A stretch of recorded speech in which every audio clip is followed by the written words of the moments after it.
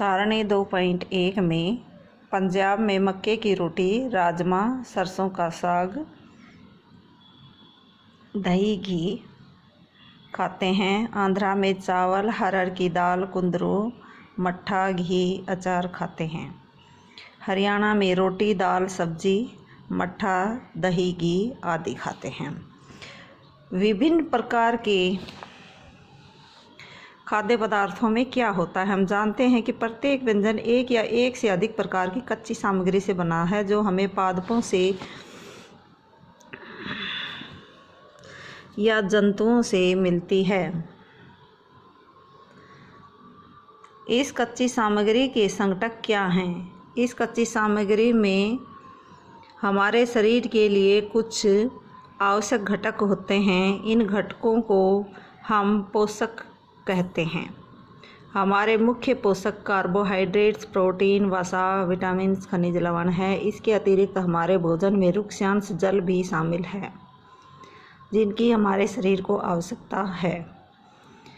क्या सभी खाद्य पदार्थों में ये सभी पोषक उपलब्ध होते हैं? कुछ साधारण विधियों में हम ये जान सकते हैं कि कच्ची सामग्री या पके हुए भोजन में कौन सा एक या अधिक पोषक उपस्थित होता है। कार्बोहाइड्रेट, प्रोटीन तथा वसा में परीक्षण में कुछ अन्य पोषकों के परीक्षणों की अपेक्षा सरल है। आइए हम इन परीक्षणों को करके प्रेक्षणों के सारणी 2.2 में लिखें। इन प्रेक्षणों को करने के लिए आपको iodine, copper sulphate, caustic soda, विलयनों की आवश्यकता होगी। आपको कुछ प्रणालियों तथा एक ड्रॉपर की भी आवश्यकता होती। इन परीक्षणों को पके हुए भोजन तथा कच्ची सामग्री पर करें।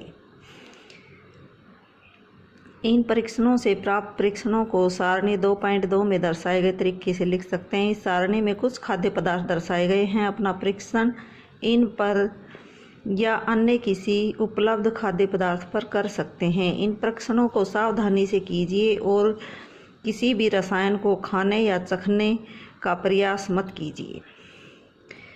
यदि आवश्यक विलयन तत्काल उपलब्ध नहीं है तो आपके अध्यापक निम्न विधि से इन्हें तैयार करा सकते हैं। आइए विभिन्न खाद्य पदार्थों की जांच करके देखें कि किसमें कार्बोहाइड्रेट उपस्थित है। कार्बोहाइड्रेट कई प्रकार के होते हैं। हमारे भोजन में पाए जाने वाले मुख्य कार्बोहाइड्रेट मंड तथा शर्करा के रूप में होते हैं।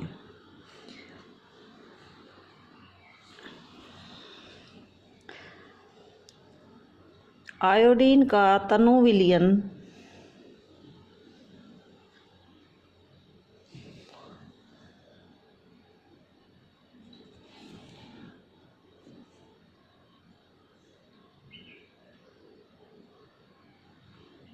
बनाने के लिए जल में आदि भरी प्रणाली में कुछ बूंदें टिंचर आयोडीन की मिला दीजिए।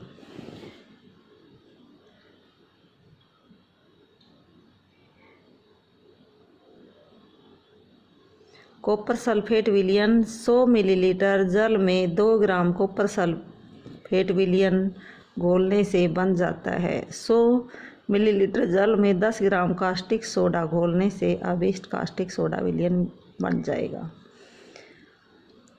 यदि किसी खाद्य पदार्थ में मंड है, हम इसका परीक्षण आसानी से कर सकते हैं। मंड के लिए परीक्षण के लिए खाद्य पदार्थ या कच्ची सामग्री की अल्प मात्रा, इसमें तनु आयोडीन विलयन डालिए 2-3 बूंदें। खाद्य पदार्थ के रंग में होने वाले परिवर्तन को देखिए। क्या यह नीला काला हो जाता है तो इसमें इस मंड की उपस्थिति को दर्शाता है।